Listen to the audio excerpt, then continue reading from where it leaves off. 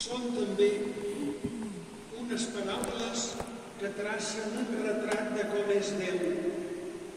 Déu ha vist la captivitat de tants fills i filles seves i els vol alliberar.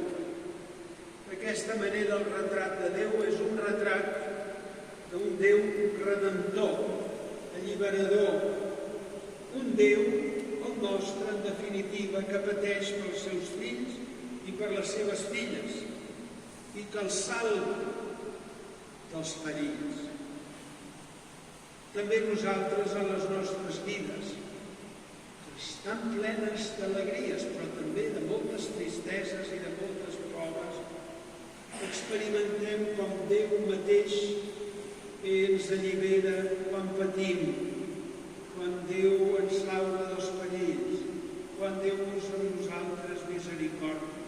Quantes tristeses la nostra vida i quants consols no rebem de la bondat i misericòrdia del Senyor.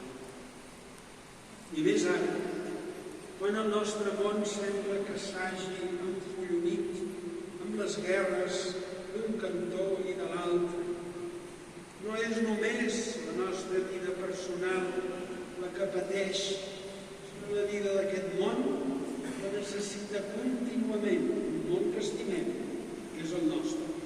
Però és un món que necessita que el Senyor Déu continuï veient la captivitat dels seus fills, de les seves filles, d'aquest quart primer del segle XXI.